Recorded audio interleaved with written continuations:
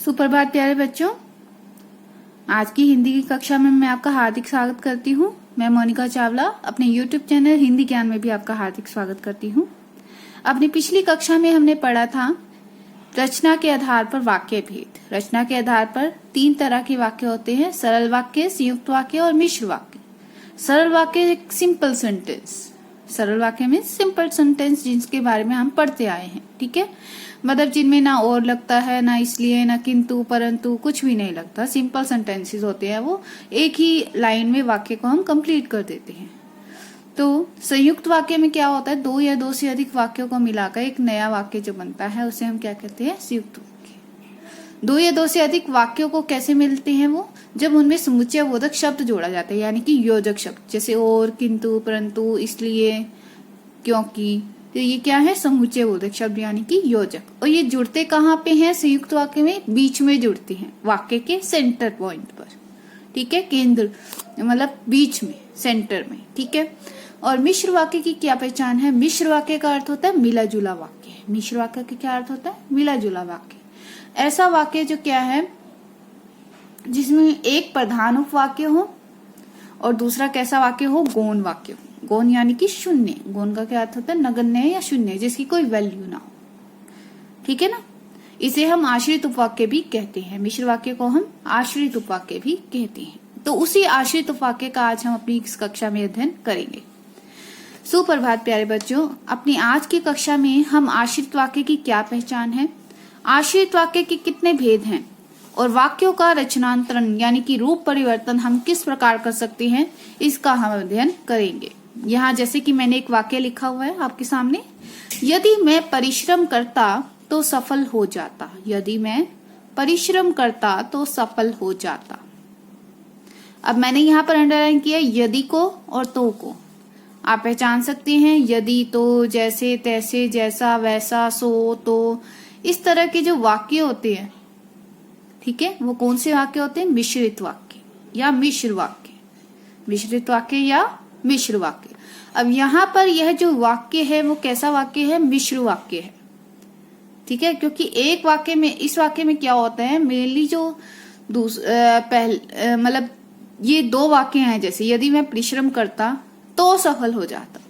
मतलब अब इस वाक्य में एक वाक्य जो है दूसरे वाक्य पर आश्रित है, इसलिए इसको आश्रित उपवाक्य भी कहते हैं। अब यहाँ पर ये जो वाक्य है ये मिश्र वाक्य है, क्योंकि यहाँ पर युग्मों का प्रयोग हुआ है, जैसे यदि और तो, यदि और तो, जो कि यदि और तो है। अगर इसे हम सरल वाक्य में बदलें तो वाक्य ऐसा होगा। अगर इसी वाक्य को यदि मैं परिश्रम करता तो सफल हो जाता, इसी वाक्य को अगर आप सरल में, सिंपल सेंटेंस में बदलेंगे तो कैसे बनेगा? परिश्रम करने पर मैं सफल हो जाता। परिश्रम करने पर मैं सफल हो जाता, ठीक है। तो अब यहाँ पर इस वाक्य का ये बना सिंपल वाक्य, यदि मैं परिश्रम करता तो सफल हो जाता का क्या बना? परिश्रम करने पर मैं सफल हो जाता। अब हमने एक ही लाइन में वाक्य को कंप्लीट कर दिया, ना ही हमने इसमें किसी युग्म का प्रयोग किया, ठीक है। ना ही यदि का प्रयोग है, ना ही तो का प्रयोग है, ना ही और का प्रयोग है, ना ही इसलिए का, ना ही किंतु का, ना ही परंतु का। सिंपल सेंटेंस ये बन गया, परिश्रम करने पर मैं सफल हो जाता। अब यहाँ आप ये देखिए कि वाक्य को मिश्र वाक्य से हमने सरल वाक्य में बदला, ठीक है ना। तो वाक्य को मिश्र वाक्य से सरल वाक्य में बदलने पर जो क्रिया बदल गई, अब इस वाक्य में जो क्रिया थी यानी कि जो कार्य हो रहा था वो बदल गई है, वही जो क्रिया है आश्रित उपवाक्य है। वही क्रिया क्या कहलाती है? आश्रित उपवाक्य। मतलब जो क्रिया बदलेगी वो कौन सी है? आश्रित उपवाक्य है। जो क्रिया बदलेगी वो कौन सी है? आश्रित उपवाक्य। कौन से उपवाक्य है वो? आश्रित उपवाक्य। और जो क्रिया नहीं बदलती वह कैसी है? प्रधान उपवाक्य। वो क्या है? प्रधान उपवाक्य। अब मैं आपको दोबारा से इसमें समझा रही हूँ। इसी एग्जाम्पल को हम लेते हैं। उपरोक्त मिश्र वाक्य में परिश्रम कर्ता नामक क्रिया का रूप परिवर्तन हुआ है। परिश्रम कर्ता का हुआ है ना, क्योंकि यहाँ देखिए ऊपर वाले एग्जाम्पल में मैंने आपको बताया यदि मैं परिश्रम करता तो सफल हो जाता, ये मिश्र वाक्य था हमारा। अगर इसको मैंने सिंपल में चेंज किया सरल वाक्य में, परिश्रम करने पर, यहां था परिश्रम करता, मैंने क्या कर दिया इसको? परिश्रम करने पर तो सफल हो जाता, पर मैं सफल हो जाता। ठीक है ना, सफल हो जाता वैसे का वैसे है, परिश्रमकर्ता के स्थान पर क्या हो गया, परिश्रम करने पर। ठीक है, यानी कि इस पूरी लाइन में परिवर्तन होता है। यदि मैं परिश्रम करता तो इसका क्या बन गया, परिश्रम करने पर मैं सफल हो जाता। ठीक है, तो उपयुक्त विश्व वाक्य में परिश्रमकर्ता नामक क्रिया का रूप परिवर्तन हुआ है। परिश्रमकर्ता का परिवर्तन हुआ है, सफल हो जाता का तो परिवर्तन नहीं हुआ ना, परंतु सफल हो जाता नामक क्रिया का रूप परिवर्तन नहीं हुआ। तो इस आधार पर हम कह सकते हैं कि जिस क्रिया का रूप परिवर्तन होगा वही वाक्य क्या है, आश्रित उपवाक्य। वही वाक्य क्या है, आश्रित उपवाक्य है। परिश्रमकर्ता का रूप परिवर्तन हुआ परिश्रम करने पर। ठीक है ना, परिश्रमकर्ता का रूप परिवर्तन किसमें हुआ, परिश्रम करने पर। इतना क्लियर है आप सभी को। परिश्रमकर्ता किसमें चेंज हो गया, परिश्रम करने पर। सफल हो जाता चेंज नहीं हुआ हमारे पास। ठीक है ना, इसलिए उपयुक्त मिश्र वाक्य में यदि मैं परिश्रम करता क्या है, आश्रित उपवाक्य। यदि मैं परिश्रम करता तो वो क्या है, आश्रित उपवाक्य। और तो सफल हो जाता वो क्या है, प्रधान उपवाक्य।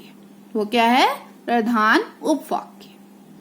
अब एक सरल सी पहचान है, अगर आपको आश्रित वाक्य की पहचान करनी है, मान लो आपको एक वाक्य दे दिया, जैसे मैंने आपको यही वाक्य दिया, यदि मैं परिश्रम करता तो सफल हो जाता, तो इसकी पहचान क्या है, मतलब इसमें आश्रित उपवाक्य कौन सा है। तो आप मिश्र वाक्य से वाक्यों को सरल वाक्य में चेंज करेंगे। सरल वाक्य से चेंज करने पर आपको ये पता चल जाएगा कि जो क्रिया वाक्य में बदली है वो क्या है, आश्रित उपवाक्य। वो कौन सी है, आश्रित उपवाक्य। आई होप कि आपको आश्रित उपवाक्य का यहाँ पर पता लग गया होगा। ठीक है, आगे मैं आपको कराने जा रही हूं। अब मैं आपको आश्रित उपवाक्य के भेद बताने जा रही हूं। आश्रित उपवाक्य के भेद। ठीक है, आश्रित उपवाक्य के भेद 3 तरह के हैं, संज्ञा उपवाक्य, विशेषण उपवाक्य, क्रिया विशेषण उपवाक्य। दूसरे तौर पर आप इसको ऐसे भी लिख सकते हैं, संज्ञा आश्रित उपवाक्य, विशेषण आश्रित उपवाक्य और क्रिया विशेषण आश्रित उपवाक्य।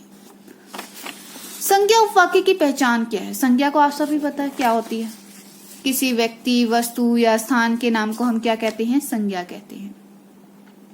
अब संज्ञा उपवाक्य की क्या पहचान है। संज्ञा आश्रित उपवाक्य की पहचान यह है कि संज्ञा उपवाक्य से पहले, संज्ञा उपवाक्य से पहले, ठीक है ना, प्राय की योजक शब्द का प्रयोग होता है। कौन से शब्द का प्रयोग होता है, की। अब संज्ञा उपवाक्य की पहचान क्या है, की लगा होता है इसमें, क्या लगा होता है सेंटर में, की।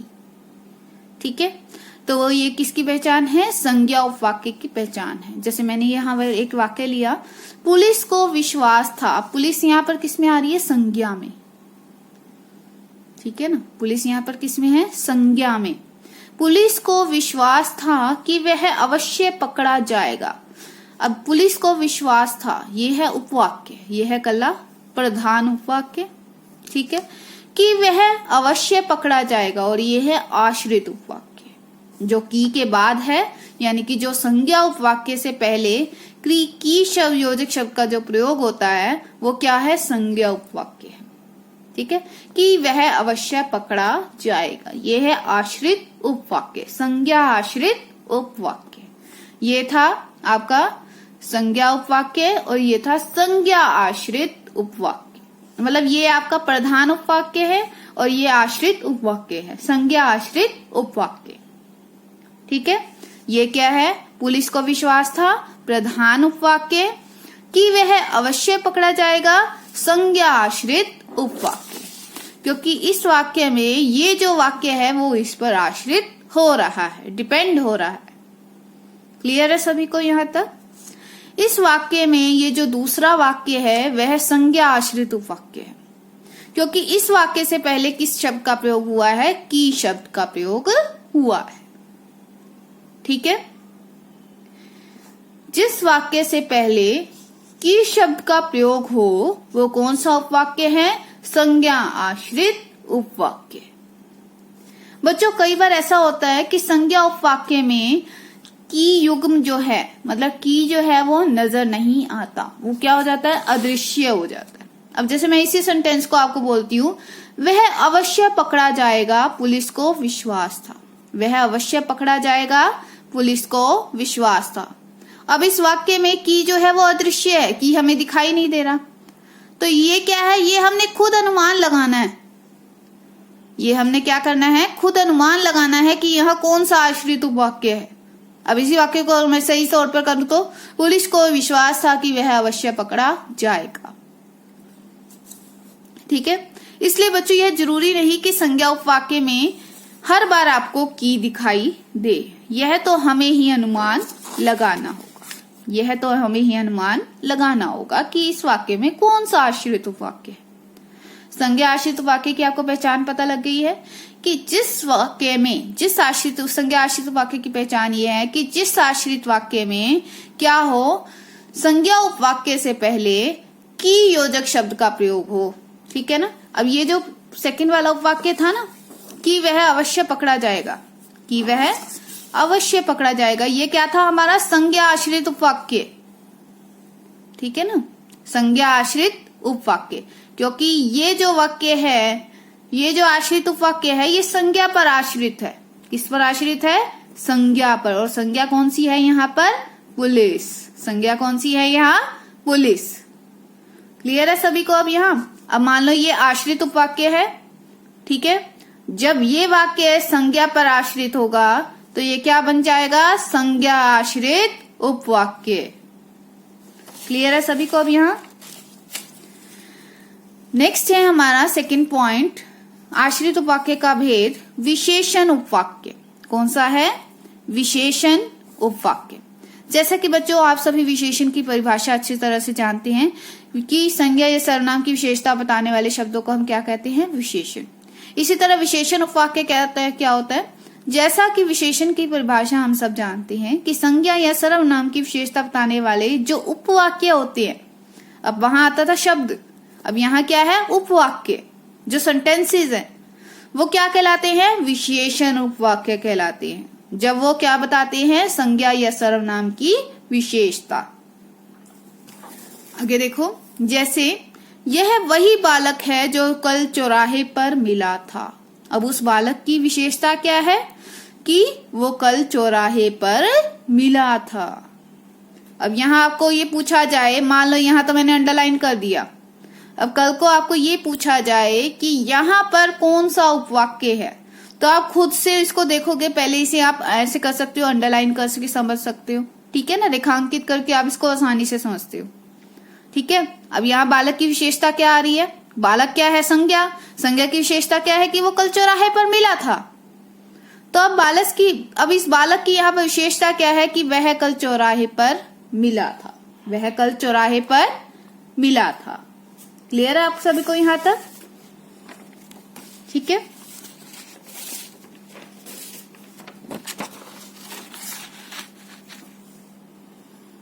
ठीक है, तो इसलिए यहाँ पर कौन सा आश्रित उपवाक्य है, विशेषण आश्रित उपवाक्य है, क्योंकि यहाँ क्या है, बालक की विशेषता बताई जा रही है। ठीक है, अन्य उदाहरण हम ले लेते हैं।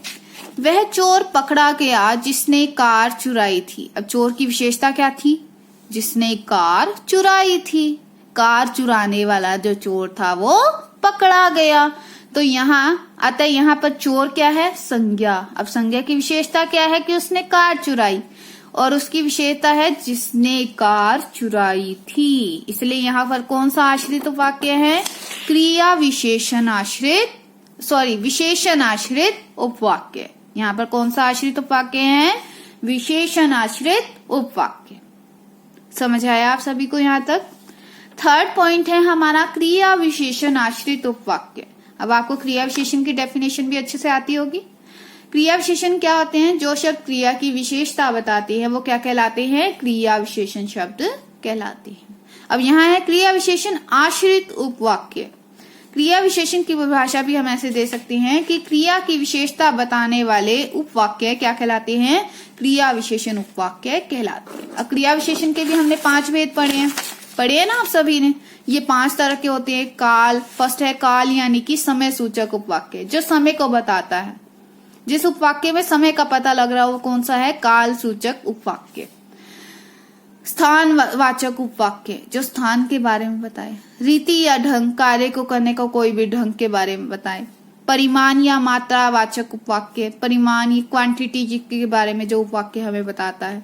परिणाम यानी कि रिजल्ट के बारे में, या कारणवाचक उपवाक्य। ठीक है, अब एक उदाहरण ले लेते हैं हम।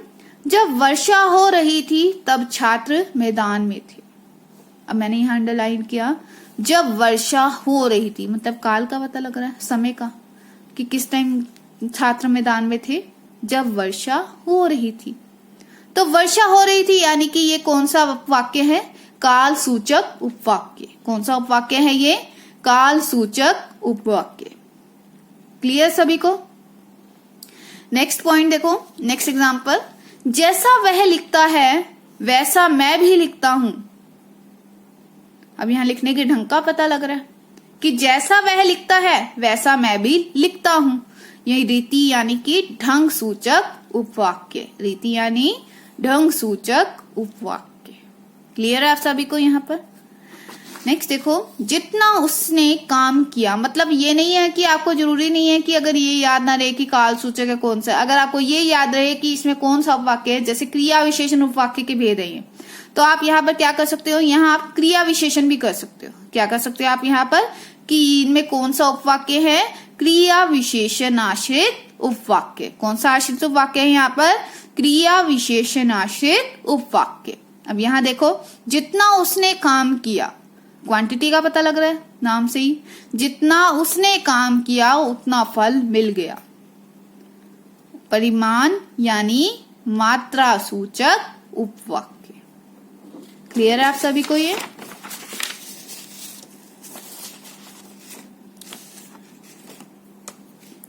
बच्चों, अब मैं आपको बताने जा रही हूं कि वाक्य रचनांतरण या रूपांतरण क्या होता है। रूपांतरण यानी कि बदलाव करना। अब किसी वाक्य के भावों या विचारों को वैसे का वैसे ही रखते हुए एक प्रकार के वाक्य का दूसरे प्रकार के वाक्य में परिवर्तन या बदलाव ही क्या कहलाता है? वाक्य रचनांतरण या रूपांतरण। किसी वाक्य के भावों या विचारों को वैसे का वैसे ही रखते हुए, मतलब विचार और भाव वैसे के वैसे हैं। सिर्फ एक वाक्य जो है, मान लो एक लंबा वाक्य है, जैसे संयुक्त वाक्य और मिश्र वाक्य थोड़े लंबे हो जाते हैं। अब इनको हम सरल वाक्य में बदल दे, सिंपल सेंटेंस में बदल दे, तो वाक्य छोटा हो जाएगा ना। लेकिन वाक्य के भाव और विचार तो वैसे के वैसे ही रहेंगे। वाक्य में जो बताया जा रहा है कि जिस भी घटना का वर्णन किया जा रहा है वो तो वैसे का वैसे ही रहेगा ना। तो परिवर्तन या बदलाव ही क्या कहलाता है? वाक्य रचनांतरण या रूपांतरण कहलाता है। जैसे बदलाव कैसे हो सकता है? सरल से संयुक्त में हो सकता है, संयुक्त से मिश्र में हो सकता है, और मिश्र से सरल में हो सकता है। देखो, संयुक्त में जब वाक्य बदलते हैं तो मैंने आपको बताया था कि योजक शब्दों का प्रयोग करते हैं, जैसे और, किंतु, परंतु, इसलिए, क्योंकि। ये शब्द कौन से शब्द होते हैं? योजक शब्द, समुच्चय बोधक शब्द, जो दो वाक्यों को जोड़ने का काम करते हैं। राम गाना गा रहा है और सीता नाच रही है। जैसे राम गाना गा रहा है और सीता नाच रही है, दो वाक्य आए, जोड़ा किसने? और ने। और क्या है? योजक शब्द है। क्लियर है सभी को? अब संयुक्त से मिश्र वाक्य में जोड़ना है। मिश्र वाक्य में जोड़ना तो कैसे जोड़ोगे? मिश्र वाक्य के लिए कौन से युग्मों का प्रयोग होता है? यदि, सो, जैसे, तैसे, जैसा, वैसा। ठीक है ना? ऐसे इस तरह के जो वर्ड्स यूज होते हैं वो किसके लिए होते हैं? मिश्र वाक्य से। ठीक है। अब मिश्र से सरल में बदलना है तो कैसे बदलोगे? मिश्र से जब सरल वाक्य बदलना है तो जो युग्म हमें दिए होते हैं उनको हम हटा देते हैं। जैसे यदि, तो, जैसा, वैसा, ये जो युग्म हमें दिए होते हैं उनको हम क्या कर देते हैं? हटा देते हैं। क्लियर है सभी को? अब एक उदाहरण हम ले लेते हैं। मान लो सरल वाक्य से आपको चेंज करना है संयुक्त वाक्य में। सरल वाक्य से आपको चेंज करना है संयुक्त वाक्य में, तो वो आप कैसे करोगे? फर्स्ट मैंने एग्जांपल लिया, आप चाय कॉफी में से क्या लेंगे? आप चाय कॉफी में से क्या लेंगे? अब इसी वाक्य को आपने संयुक्त वाक्य में बदलना है। आप चाय लेंगे या कॉफी? आप चाय लेंगे या कॉफी? क्लियर है सभी को? वह नाश्ता करके पढ़ने बैठ गया। आप सिंपल वाक्य है, कुछ क्रिया नहीं, कोई योजक शब्द नहीं है। संयुक्त में बदलो, उसने नाश्ता किया और पढ़ने बैठ गया। भाव तो वैसे के वैसे हैं, विचार भी वैसे के वैसे हैं, सिर्फ क्या चेंज हुआ है, वाक्य की लेंथ चेंज हुई है। वाक्य में हमने कौन से शब्द लगाए हैं, योजक शब्द, और, या, अथवा, इसलिए, किंतु, परंतु। क्लियर है ना बेटा। अब हमने संयुक्त वाक्य से वाक्य को सरल वाक्य में बदलना है। संयुक्त वाक्य से वाक्य को सरल वाक्य में बदलना है, तो कैसे बदलेंगे। बस छूट गई इसलिए वह कार्यालय नहीं गया। अब इसलिए क्या है, योजक शब्द। अब इसको सरल वाक्य में बदलो, बस छूटने पर वह कार्यालय नहीं गया, या बस छूटने के कारण वह कार्यालय नहीं गया। सिंपल सेंटेंस बन गया। मतलब ज्यादा तोड़ मरोड़ हमने की नहीं, ना ही उसमें कोई योजक शब्द जोड़ा। बिजली चमकी और वर्षा होने लगी। सरल में करो, बिजली चमकने पर वर्षा होने लगी। अब सरल से आपको मिश्र में करना है, तो कैसे, किसकी हेल्प करती है, कैसे करती है हम, दूसरों की मदद करने वालों की सराहना होती है। सराहना होता है प्रशंसा। अब इसको करो मिश्र में। मिश्र के लिए मैंने आपको बोला था जो, तो, यदि, जैसा, वैसा, ऐसे ऐसे वर्ड्स यूज होते हैं। तो जो दूसरों की मदद करते हैं उनकी सराहना होती है, जो और उनकी। ये युग्म हमें खुद से अनुमान लगाना पड़ता है। कुछ हमें दिए होते हैं और कुछ का अनुमान हमें स्वयं से लगाना पड़ता है। क्लियर है बेटा। जो दूसरों की मदद करते हैं उनकी सराहना होती है। मैंने बूढ़े व्यक्ति को कपड़े दिए। मैंने उस व्यक्ति को कपड़े दिए जो बूढ़ा था। अब यहां मैंने और जो, मैंने उस व्यक्ति को कपड़े दिए जो बूढ़ा था। क्लियर है बेटा आपको यहाँ पर।